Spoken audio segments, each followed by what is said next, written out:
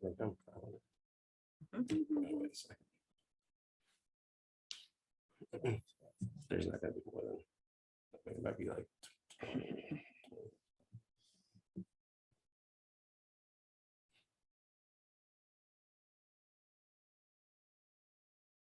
And whenever you're ready, you start. You start.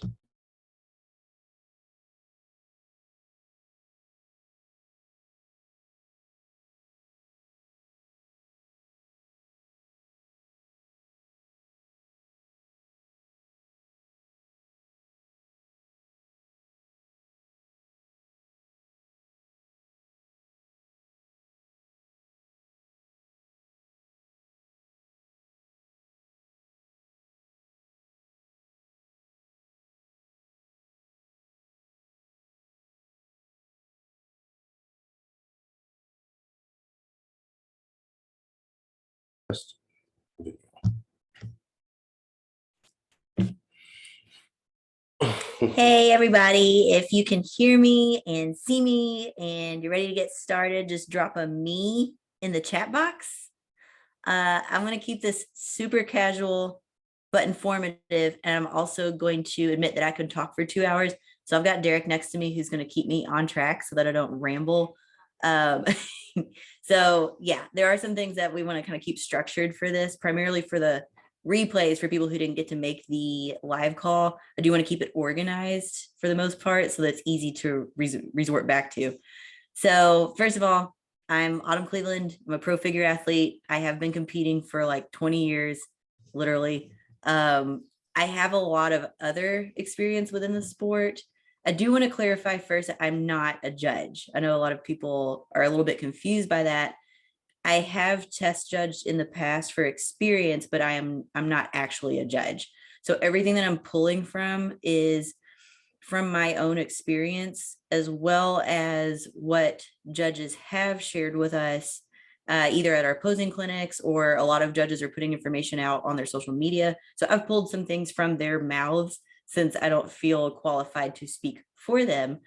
But being a competitor in this industry for so long, I do understand the need for kind of bridging the gap between what the judges are expecting of us and how that translates to us as competitors. And so I also have some experience with stage productions. So I see firsthand how things go from what happens behind the curtain on stage, as well as from the front of the stage. And so I do want to take all of that and kind of combine it in a way that's going to translate into for someone who may or may not have competed before. But a lot of what these expectations are standardized and kind of spelled out when you go to the organization website. So everything that I'm talking about tonight directly, I mean, how it pertains to posing. I'm not talking about the physique readiness or the conditioning or the development. Some of the genetic piece will tie into the posing, but everything that I'm commenting on for this video is specifically how this translates into posing and our performance as competitors. So yeah, I'm going to talk on a couple of these points that I've selected that I think are very important considerations when you're on stage, and then how to digest that and how to consider these things as you are building your posing and getting more comfortable with it and really understanding what our goal is. And then after I cover those points, I'll move into the Q&A. There are some questions that were submitted, and there were a lot of really, really good questions in the submissions from those who put those in. But we are going to keep these on topic just so that it, again, stays organized for the replays. So yeah, getting into the talking points that I'd like to hit on. What are the judges looking for, and then how do we deliver on that?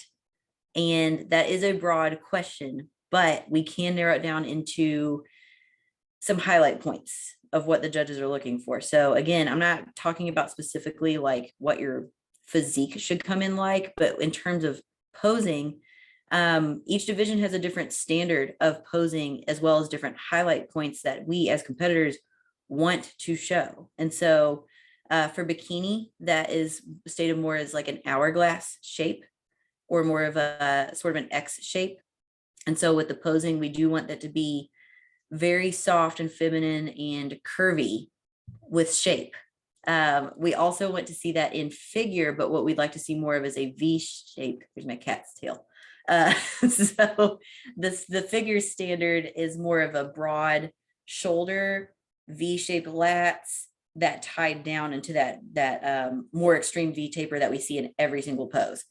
And then for wellness, which is a very new, interesting animal, the best way that I've seen this described is with lower body dominance from one of our judges. The way that I translate that into posing is more A-shaped. Like we want the base to be a little bit wider, whereas figure, the upper is a little bit wider. So with all of these divisions, it's congruent that the judges are looking for shape and that hourglass balance, depending on how it pertains to each division. So that is a question that comes up a lot with posing, is how do we create that balance within the parameters for the division that's expected? When they look at our shape in general, the best way I can say this, I'm sorry, I shouldn't say this. This came straight out of one of our judges' mouths at the posing clinic, and I'm using it because it's so perfect. He always uses the example of if there is a sheet hanging between the judge and the competitor and they couldn't see the details, that silhouette that they could see, that outline shape, is what is the main focus, then the details. So this goes across any division. Like it's like an easy way to find this is if you kind of squint your eyes and you just see like the shape outline of a person's body, that's where we kind of start to see where these imbalances might occur or if someone is balanced. And with each of those shapes, each of those silhouette shapes, a fuller shape is going to be more dynamic than taking away from that shape. So if we don't pose properly or optimally, we lose our shape or we lose our balance. So any division, they want to see, again, that kind of, depending on the division, the X shape or that V shape or that A shape, but every single one across the board, they're looking for a small waist and they're looking for that division's expected highlight areas. So bikini, that's going to be more glutes, figure, that's going to be more lats, and with wellness, I'm going to go ahead and say more just lower body, but more quads, more glutes. Everything's more amplified on the lower half. So that just kind of goes to say that like your proportions are what's probably going to get the judge's attention first, depending on that, you're the physique that you're bringing and that division standard. So proportions are a tool that we can work. And if you understand that piece, now you can start to create illusions with your posing, which is where this starts to get really fun because you can manipulate your physique to find some really extreme, amazing looking proportions if you understand this. So that's the part that we want to kind of tie into, like, how do we deliver that as competitors? So one more thing that the judges are looking, I don't want to say looking for, but what they're paying attention to is, this is kind of the parameter of where I'm going to not elaborate too much in this presentation, but the genetic factors, the mass factors, the conditioning factors, all of those things are probably conversations that you need to be having with your prep coach, or if you're coaching yourself, that's a separate, in my mind, like kind of a separate category of stage readiness. So I get a lot of questions about like lat development or glute development. I can't really speak on development here, although it does sort of tie into the things that you need to be aware of for your body when you're starting to create these illusions and find your balance. So some of those things do need to be directed at an actual judge or your prep coach. But with the the part that we can do with the posing piece is once you know what your strengths are, we can highlight those and we can work to show those and choose poses or posing variations that amplify your strong points. And then with weaknesses, first of all, we all have them. Every single person who steps on a stage has a weakness. The best of the best learn how to hide those and mask those weaknesses. So no one's perfect in this sport. They might be very, very close to perfect, but everybody has something that they know that they shouldn't show a judge. So which also ties into when we choose our performance expectations, there are things that we don't want to show. And so that kind of leads into this next point of, what are we trying to do on stage? What was our goal? We do want to deliver on those points that the judges are wanting, but with each division, there is a set of poses that are required and there's a set of poses that are optional. The required poses are tough because they're not necessarily beneficial to us as competitors, but what it does for the judges is it gives them a clear-cut vision and a standard.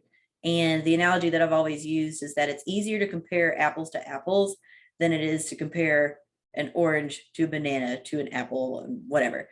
So that's why these poses are chosen as your standard structured comparison poses. So for bikini, you're going to have one primary front pose that's required, and you're going to have your back pose, which is required. In figure, that's going to be your front pose. You are required to hit your side pose on the right, and then you're also required to hit your back pose as well as your side pose on the left. So for figure, that's a set of 4 poses.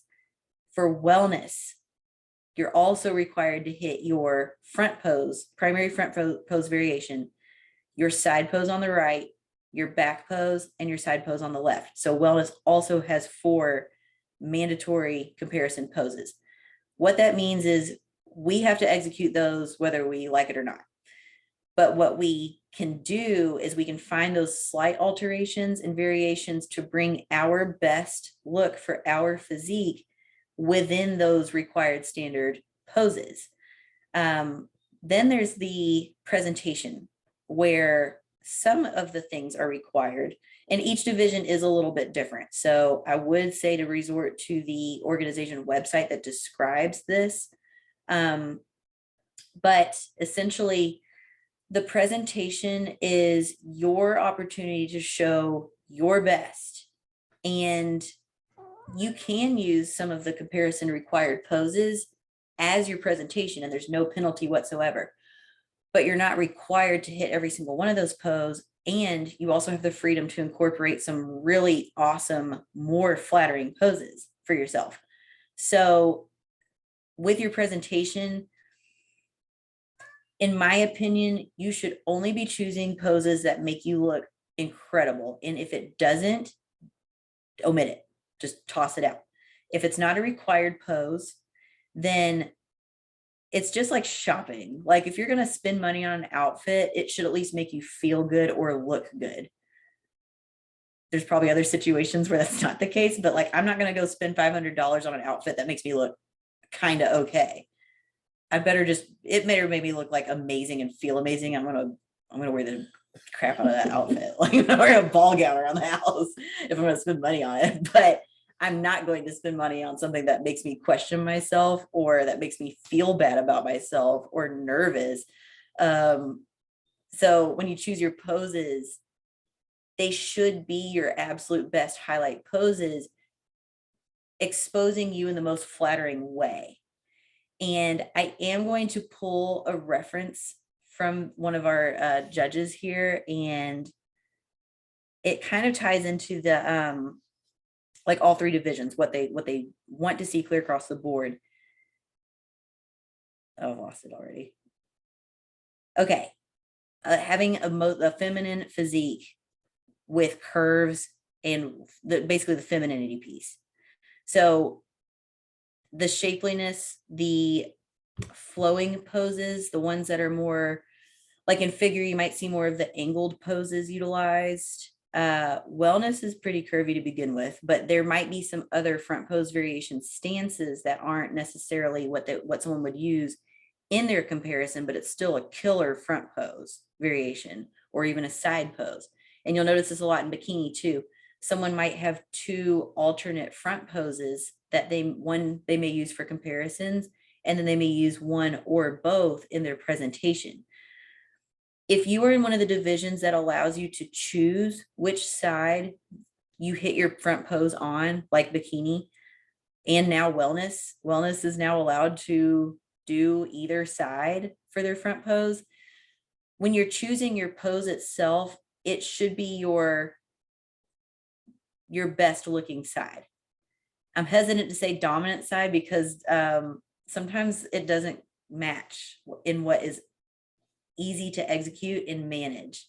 So what I mean by that is like some people's, the side that looks better is not their more comfortable side.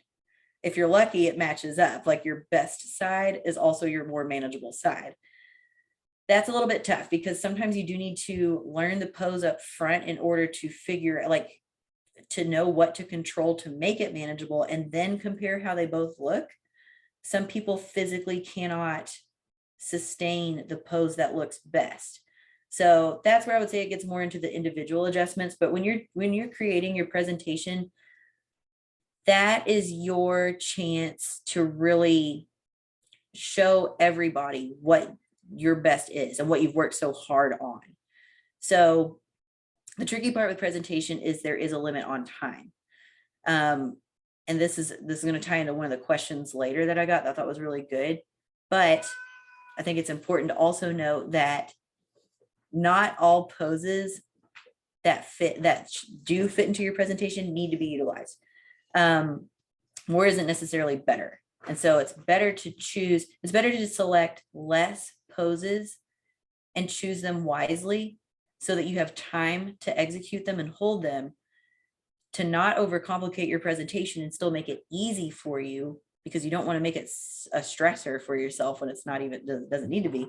And you also have to keep in mind that you're going to need time for transitions. So we don't want to be rushed, but we also don't want to take too long. So again, cramming too many poses into a presentation, in my opinion, is not the best choice. It's better to narrow it down to your absolute basics. And I am going to reference one of our judges said this perfectly. Let the physique speak for itself.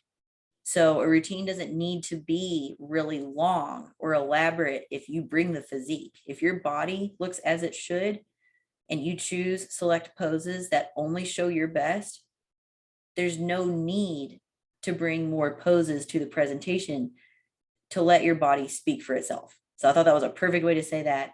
Another one of our judges, what she said was, the more time you spend on your presentation, the more time you give the judges to find your flaws, which we don't want to do. So again, if you did have a pose that maybe wasn't the most flattering, or if you took too long, you added too much to your presentation, the first three poses might be great, but then as you start hitting those 7th, 8th, and 9th poses, which I don't agree with, that just might be the perfect pose that judge goes, you know what, her waist does look a little bit thick, or yeah, okay, her glutes don't look that good from this angle. So be really careful when you're choosing your poses, because it could detract from a really great presentation. So at an absolute minimum, you can do your comparison poses as your presentation. But when you're adding on to that or substituting other poses out, the questions that you should ask yourself is, how does this benefit me? And is this going to cost me? If it might cost you, don't even do it. But if it is going to benefit you, now not only do you know why you're choosing that pose, you're walking out into your presentation and you're saying, I know exactly what I'm delivering to you, and I know I look good. And now you have this confidence that can't be touched, because you know everything that you're doing was predetermined and it's purposeful, and you're going to feel really good about that, as opposed to, like I said, overcomplicating or cramming in poses or questionable poses that you might hit the pose and then you're like, oh man, that was a mistake. I shouldn't have done that. So those things, those decisions that you make leading up to the show and then how you execute them, those, the way that you carry your body, like your entire body language when you walk across stage can be read by every single judge and person in that audience. And you don't want those questions on your mind, because that, whatever you're thinking in your head is going to come out through your face. So we want those thoughts to be positive and empowering and feel really good, because honestly, at the end of the day, this is all of the entire purpose of this is so that you can have a good stage experience. This is a big life-changing kind of an event. It's not something that I take lightly. Every bodybuilding show for every single person is a big deal. And those things that we put, like all of the things that we put into prep, like prepping your body itself, all the sacrifices we make, why wouldn't you put that into your posing? Because it's just it's the presentation of this that we actually cling to. And those are the things that we remember. When you walk away from stage, you now have this new experience and a new vision and a new perspective of how you are delivering this from your from the stage itself. But then when you get those pictures back and those videos back, I'll be honest, sometimes I'm more proud of actually executing my posing than my body showed up, because it was a challenge. I've had some really tough posing challenges in the last few years. And when I actually nailed a pose, to me, I was like, okay, that's more than I could have asked for, because I had to work so hard to get that pose right. So that's what I mean about these feelings of success, are like posing is a part of your success and it's a part of your experience. And if you have a really good experience the first time, you're going to come back and you're going to come back better, and you're going to do it. You're just going to keep advancing and keep getting better and better and better at your posing. But it all starts with these decisions here, like which poses you're using and why. So this all just comes down to you having a good turnout. It's also a measurable thing that you can walk away with. If you hit your poses properly on stage, now you can send these pictures to a judge and say, hey, you can ask for feedback and say, like, what could I do better next time? And some of that's going to be physique related, like prep related, but some of it could just be your posing. And you all would be shocked if you could hear how many times a competitor goes up to a judge and says, how come I didn't win? Or why did I get this placement? And the judge can only say, you didn't nail your posing. And I've been one of those people. And it sucks, because because then you have to try again, and you have to do it again and again and again until you get and it's just the posing. And so it's just such a simple thing that you can stay ahead of. But it's also good for comparison's sake too. So like if you did hit your posing perfectly, awesome. Hopefully you won. And then at the next show, when you see the two pictures side by side, now you have an actual comparison of how your physique changed. So there's other reasons to nail your posing, because it's something that you can use later as a tool to measure your progress as a competitor throughout your career. So I'm trying to see if I missed anything here on my notes. I think those are the two main points that I wanted to cover, like what the judges are looking for, and then what we as competitors need to be considering in order to deliver that. I am going to get to the Q&A here in just a second, but I did want to make a note that a lot of the questions that came in were really, really good questions, and I loved a lot of them. Some of them were super specific, like with the bikini, a lot of stuff with the glutes, like how to pose the glutes, or if they should be like flexing the glutes. And with wellness, a lot of those questions were, how do I pose for my quads, or create that lower body dominance? And with figure, clear across the board, it was all about the V taper. Those questions are actually already something that I've covered in detail in my posing courses. So there are posing courses for specifically for bikini, for wellness, and for figure. And not only does it cover if you're new to this, it covers which poses, the poses that are required, like for your comparisons for your division. But I do go really in depth, not just how to set the pose up, but how to activate the poses, subtle variation things. So the really fine-tuned details of those struggle areas for each of those divisions. And even some of the questions that came in were really awesome. They were talking about breathing techniques. And so even those, the walking, the transitions, the breathings, all this, the breathing, all those things are already covered because I've already found a need to like really go in depth in those. So I'm going to drop the course link in the chat so you can check that out for those very specific questions so that you can get answers to those. But for this topic, just for this replay, I'm just going to go ahead and drop down to the questions that pertain to this topic, which were still amazing questions. So the first one that stood out to me was, what do the judges hate to see? And I love this question because sometimes we don't know all of the answers of what to do, but if we know what not to do, you just don't do it and you're successful. So what the judges hate to see on any division, and there's no particular order on this, but these are things that I've gathered through conversation and things that I've pulled from judges' social media when they're explaining these things. Harsh angles. Primarily, you're going to see that in the elbows and the wrists, and sometimes in the hips. It's kind of hard to explain without a visual, but really stiff arms or rigid extremities send a message that that's not a fluid, comfortable look, and it's actually a distraction.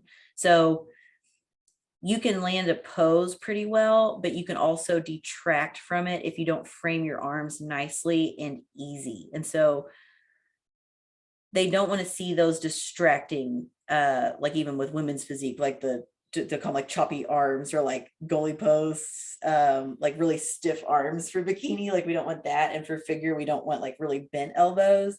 I could elaborate more on that, but wellness. They do not want to see the teapot arm, which I think they've established like from early on, but they don't want this arm creeping up out here off to the side.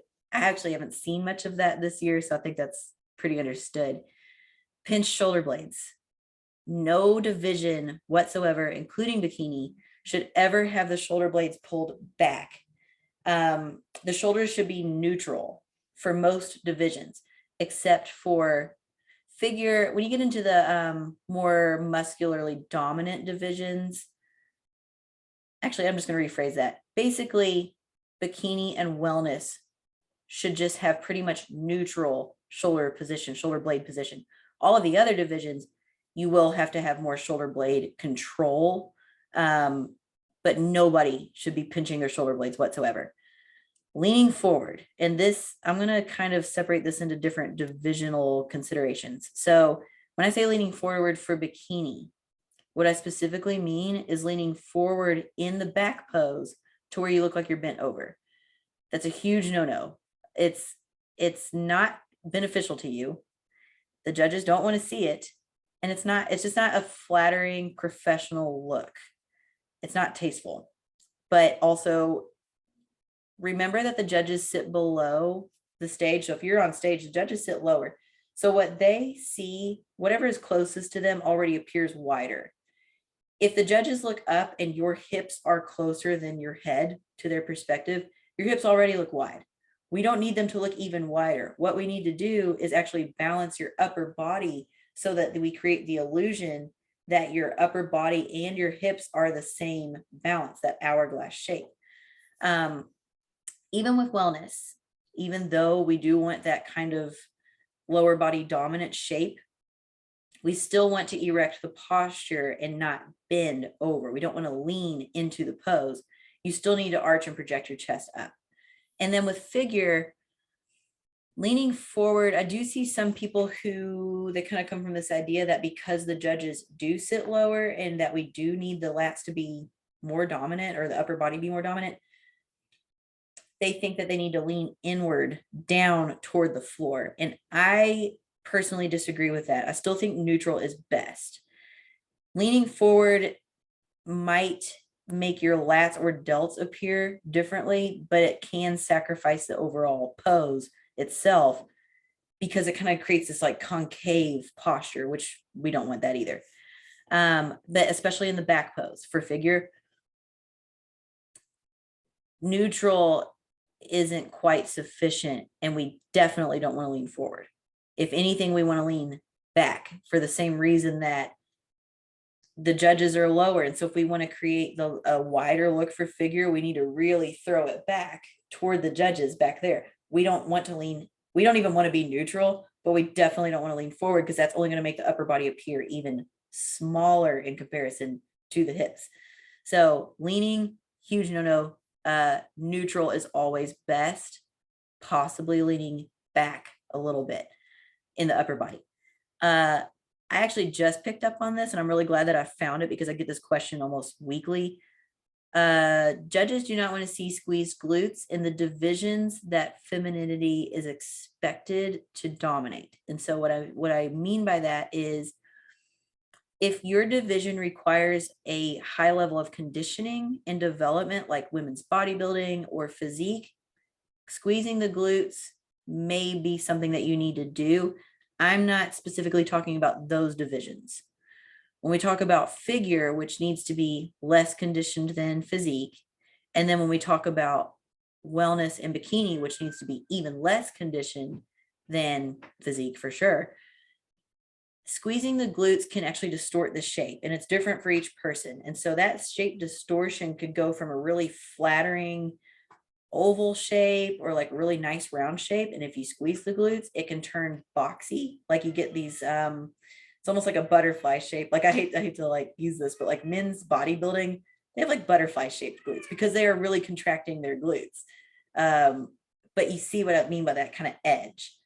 When we're talking about bikini or wellness or figure, just keeping the glutes tense and having a little bit of tension on the glutes is enough.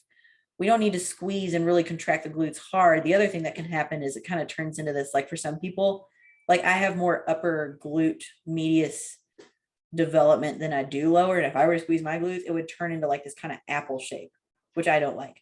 So be very careful if you squeeze your glutes. In fact, I would just suggest asking a coach directly, hey, can you tell me if I should squeeze my glutes or not, depending on your division. But for the most part, pulling what I came from some of our judges, they don't want to see you squeeze the glutes. They would rather just keep them nice and relaxed. Your preparation for stage should get you in the position that it looks good. And then if you're just keeping your pose optimal and you're keeping tension there, you shouldn't have to do more than that. In fact, it can actually like hurt you. A straight on waistline. This is tough because some divisions we have to face the front. We have to face straight on. And I'm specifically thinking like figure here. We don't get to hide anything in figure because we have to face straight. There may be an occasion even in bikini where if the judges are having trouble seeing all the competitors' numbers because everyone's primary front pose is facing a different direction, it's not uncommon that a judge will at the very end of the prejudging say, hey, we need everyone to face with the hips forward, feet on the line. And they will straight up say like, we're just trying to see your number. However, if we're forced to face straight on, there are still tricks and things that you can do to create a nice shape, a nice waistline shape. So that's another reason to study your posing further out, is so you can kind of figure out where your waistline looks best if you have to hit the front. If that's not you, if you're not a bikini competitor and you're not a figure competitor, you should never face your waist straight onto a judge. Even if you're one of those genetic freaks and you're lucky and you have like the teeniest waist in the world, which most of us aren't that blessed, we don't want to expose that. So there are alternate variations within a front pose that you can use so that it's not, so that your waistline doesn't look blocky. And those things are going to come from your hip angles, your chest angles.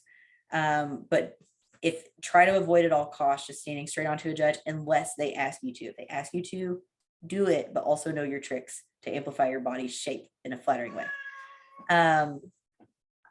Shrugged traps. No division should ever hike the traps up toward the ears. They should always be sinking down. And it's great when we set the pose up and we're like, oh, this is easy and natural. But when you're holding the pose for a while, it's very easy to get tension in your traps and your neck. And before you know it, your shoulders are in your ears. And probably one of the harder divisions for that is going to be figure. because we do have to control the lats, and it's very difficult to disassociate your tracks. And so if you're a figure competitor, you really need to like practice sending your collarbone down toward the floor away from the ears. But even in bikini and wellness, it's not uncommon for that arm on the hip to kind of like hike up too high and like get a weird angle going on here. And really, it just starts to look like a strain, and it starts to look really uncomfortable and really natural. And part of our job as competitors is to make this look easy when everyone in the room knows that it's not. And part of that is just having that kind of professional comfortability within your poses. So be very careful and look at the shoulder area to make sure you're not shrugging up really high. This is not a posing thing that judges hate to see, but I'm going to say it because I don't think it's talked about enough. Poor sportsmanship is something that judges hate to see. Unprofessionalism and disrespect is something that judges hate to see. So no, it's not posing related. But the reason I'm bringing that up is because your body language matters and your facial expressions matter. And they can see what you're saying through your teeth. Like if you're mouthing something and you dislike something and that shows on your face, that's unprofessional. And I don't care if you have the letters beside your name or not. We're all expected to be professional on stage, even if it's your first show or if it's your 50th show, whether you're an amateur or you are a professional.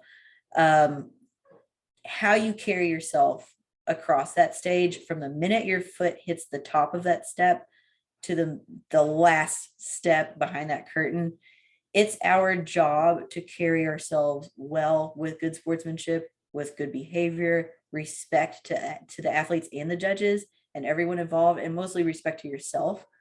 And all of those things show through your body language. So that does kind of tie into this next question, sort of. I'll go ahead and say what I'm going to say on that note, but I'm going to reiterate it in a second. Sometimes you just have to fake it until you make it. And even if you don't love what's happening on stage, or maybe things didn't go like you wanted them to, you have to fake that smile until you're completely out of sight. And so this ties into this next Q&A question that was great. How to overcome stage anxiety and your stress levels. The number one thing that you can do to avoid stress is to prepare.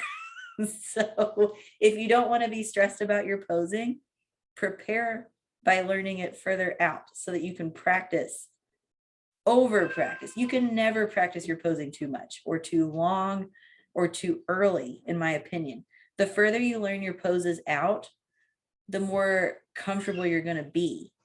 And you're going to own that. Like you're going to know that you know what you're doing. And that always reduces stress. When I'm in a situation where I don't know what I'm doing, I'm extremely stressed. Like, I'll be completely honest with you. This is my first live call and I'm nervous, but I'm going to fake it until this is over because that's the only way that I'm going to get better at it. But because I'm coming in prepared with my notes, I'm not like stressed. I'm not overly stressed about it. So if I hadn't prepared for this meeting, you all would know that I'm stressed. So with that comes, once you know your answers, like once you know what poses you should be choosing and you know how to set your posing up, now you just practice it. You just repeat it. And then it sort of becomes second nature for the most part. So that alone reduces your stress. And on show day, that's the game. You and your coach will determine what's best for your physique, but show day is all about avoiding, reducing, and managing stress. So just having that confidence in what you know is very crucial to how you feel about everything. Another little tip that I have is to focus on what's going right.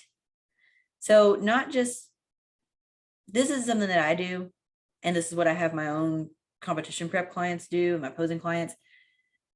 It's cool to acknowledge what we all have room to improve on, but it's important to leave the mirror with something you feel really good about. So you should be making notes on show day like, oh yeah, my legs look really good today. My abs look great. My tan looks awesome. My makeup looks awesome. Like the more you can pump yourself up and boost yourself about the things that are going right, then if something goes wrong, it seems so small in comparison. So your list of things that are going right for you that day should be triple the things that are going wrong. And honestly, that's like just a shift in your focus. You might have problems that arise, but you can deter them just by choosing to focus on what's going right. Even on show day, like it's not your job to run the show. There are people who are stage productions who tell you where to go. They tell you where to stand. They tell you what to expect, like kind of what the game plan is beforehand. So you can always ask them and have conversations with them and say like, hey, can you tell me what we're going to do first when we go out on stage? Or can you tell me what class we're on? Like getting information throughout the show day is helpful because now you kind of have somewhat of an anticipation of what to expect. They can't tell you how much time you have because all of the show day is determined by the rate that the judges do their job. So no person backstage can say, oh yeah, you've got 5 minutes. They can overshoot and say like, that, they can kind of lay out a timeline and say like, we need you backstage at this point. But that's probably the only question that nobody can tell you exactly to a T, like, oh, you have this many seconds until we go on stage. So just make sure that you're gaining information from the officials to prepare yourself so that you kind of have a heads up of what's going on. And so you don't feel flustered or rushed. Yeah. So just make more of an effort about like everything that's going awesome, especially like having your friends there and your family and that support, making friends backstage, all of those things ease stress. When you're on stage, it's different for every person. I don't necessarily feel nervous, but I can start to get distracted. And so like some of my personal tips are to plaster a smile on your face, but more what I think looks the best. If you can smile with your eyes more than your mouth, that is going to be better over the course of several minutes because I've had this thing happen. I know everybody knows what I'm talking about. If you smile too hard with your mouth, it kind of starts to do this like lip quiver thing and you can't really undo it. It's like once it starts, it's like, I don't know, it's like locks in. And then you kind of start to stress. And if you start to drop the smile from your eyes, it kind of starts to look a little bit creepy. So I've even seen pictures of myself on stage where I'm smiling, but my eyes aren't. And I'm like, what was I thinking like that in that moment? You don't have to smile the entire time. You should have a pleasant look on your face. But if you can smile from your eyes and you need to rest your mouth, that's going to send the best message that you're having a good time, that you're enjoying your experience on stage and that you're not so worried. Breathing, just taking a deep breath for yourself. If you start to feel yourself getting worked up or anxious, take a really long, slow, deep breath through your nose, and then just really slowly exhale it through your mouth, through your teeth, through your fake smile, if that's what's going on. But don't forget to breathe because that actually is for your parasympathetic nervous system, which calms you down. Sometimes I'll have people count or do something that we're used to doing, or like saying your ABCs, just to take your mind off of things for a minute. And I'm talking about like when you're on the side, if you're on the side of the diagonal, this is what I'm talking about. Don't do this during comparisons. But if you are catching yourself getting nervous or worked up, find something kind of monotonous that helps you kind of tune away from that for just a second so that you can kind of come back in to your mentality on stage. When you're in front of the judges, probably the best thing I can tell you is to look at the top of their heads. To them, it appears like you're looking at them. You're not afraid to look at them. You don't necessarily have to do that. All you have to do is listen. You can look all around the room if you want to, but sometimes the audience feels overwhelming to some people. And so in that case, I would say, don't look at the audience, focus on the judges' heads. Sometimes I'll tell people to look at the corners of the room or just a wall so that it disconnects from the eyes on you. Then again, I like to look at the judges' faces because I can read them. And if I see a judge looking at me and they're going, like, why does if they do something like that and they can't mask that or cover it up, then I'm going to go, uh-oh, what do I need to fix? And then I'm going to tune back into my body and go, oh, my pose was off. I should fix that because I paid attention to their face. Now, sometimes it's important to understand that the judges might have an expression on their face that does not match what we think as competitors is going on. And I can only say this because I've sat in that test judge seat before, and it's kind of the face that I make when I do math. It's just more of a they're calculating. They're giving your body a really good look, and they are analyzing. So whatever that judge's analyzing face may be, might not be a smile or something that we can decipher as anything but, oh my God, why are they looking at me like that? So if it makes you feel any better, they're probably not looking above your neck. They're probably so focused on the details of your physique that they don't really get a chance. They're not really paying that much attention to your face itself. So do smile, do like you're having a good time, but also understand that their job is very difficult. And sometimes if you look at their face, you might see an expression that you don't like, and that might throw you off. So if that bothers you, just don't look at their faces. Look right above their heads. This is important because I don't think it's talked about a whole lot, but if you go to posing clinics, you'll understand exactly what I mean. The judges want to see you succeed, and they want to help you. And so I think a lot of times people think that the judges are good. Their job is to judge us, but their job is not to be hard on us. They're not trying to make it harder than it already is. They're actually trying to make it very simple. And so they're trying to make your job easier, but our job as competitors is to make their job easier. It's a team effort. When you understand that the judges are on your side, they don't hate you. There are systems in place that if a judge just did not like your look or like you as a person, it would honestly hurt that judge more than it would hurt you for them to penalize you for that. So a good judge will not sacrifice their position, whether they like you or not, because they are professional and they're trained to do it in that way, to just judge your physique. Now, as a competitor, we sometimes think that, like, I don't know, like, I think sometimes people think that they're trying to trick us or they're trying to pull a fast one on us. And that, I promise you, that's not the case. The judges are going to give you whatever chances they can to get it right. A lot of judges will smile at you so that you smile. They can only help to an extent, but they do want to help you have a good experience. They don't want to see anyone have a bad time. And it just turns out better for everybody at the end of the day for the entire show. So if you do go to posing clinics, you're going to get to meet these judges and understand that they want to help you get your posing right so that you can perform well on stage. So just know that they are not your enemy. They're your friend. They're on your side, they're on your team, but you do have to do your job. Like, you can't expect a judge to bend over backwards for any one competitor. They won't do that. They treat everybody fairly, but it is your job to do your side of your performance. So that, I think, should alleviate a lot of anxiety and stress, just understanding that piece. So this question is very much on par with some of the things that I pulled from earlier, like with the presentation piece. And the question was, we only have 15 seconds to impress.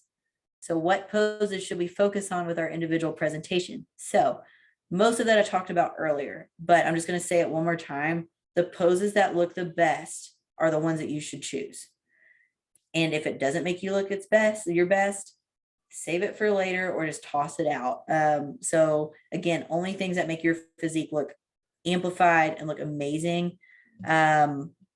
Just going back to that, spending more time doesn't necessarily pan out to be better, and your physique should be the main focus. And so just keep those things in mind, that we do have a time constraint for most divisions, anywhere between 2 and 4 poses. is what I recommend, because we do want to hold those poses long enough to be absorbed and assessed by the judges and save room for transition time. So I think I missed this point earlier, but transitions are important, but they're not scored necessarily. The physique itself takes over is the main thing that's scored, and then the way that you can display your physique. But the judges aren't going to look at your footwork and go, that was a weird turn, or why did you do that? They don't have time to do that, really. You should feel confident in your transitions and the timing of your transitions. So if it's a really complicated turn and you need a little bit more time, maybe it'll benefit you to take one pose out if you have room to do that. Or again, don't choose so many poses that you have to rush through your transitions and you turn too fast and you get dizzy or tangled up, or your feet are all sliding all over the place. So selecting an appropriate amount of poses is a good start. So the question was like, what poses should we focus on? That's going to be hard to kind of answer for every single division, but the poses of focus should be your best looking poses, less poses so that you can take your time in your transitions, but choose smooth transitions also. These presentations don't need to be very elaborate. It's not a mini photo shoot. It's not a dance. It is 10 to 15 seconds, which can fly by. But if you practice your presentation and plan it well, it'll be perfectly timed. And so I do recommend building your presentation and recording it, and watch your recording and see how long that takes you. And if it's taking 15 seconds or more, maybe start with cutting one pose out.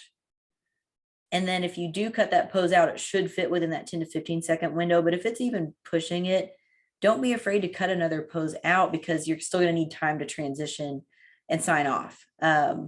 So even if your presentation is 10 seconds, but it's 2 poses and they're really awesome poses, that's a solid presentation. There's one more thing I was going to say on that. Oh, just the required poses. If there is a required pose, I would put that one in as your base. So for example, for a figure, maybe your front pose doesn't look amazing, but your angled pose does. You can start with your angled pose, but the back pose is pretty standard. So at that point, you would say like, okay, I do want to hit my back pose, but which poses can I plug in around that? But if you know your front pose sucks and you don't have to do it, don't do it. Now, you do want to check with the level of competition, because at national shows, there have been times where I thought I was going to omit my front pose, and at the show backstage, they said, start with your front pose. Now, this came from one of the expediters. I didn't have time to like go to the website and find out are we required to do that? But because they did it last minute, I had to alter my presentation at the last second. So if you are planning to go to a national level show, just ask and make sure that that's not the expected standard, because sometimes it's for the photographers. They want you to start with your front pose before you continue. So doing your research before a show and the expectation for the presentation is important. But you just want to kind of ask yourself, like, if it's a regional show, national show. Professional posing is a whole different chapter animal. I'm not going to get into that because I don't want to confuse anybody. So yeah, I think that covered the base of the pertinent questions to this topic that I hope helps your people who have never competed before, and if you've even competed several times, but maybe no one ever told you these things.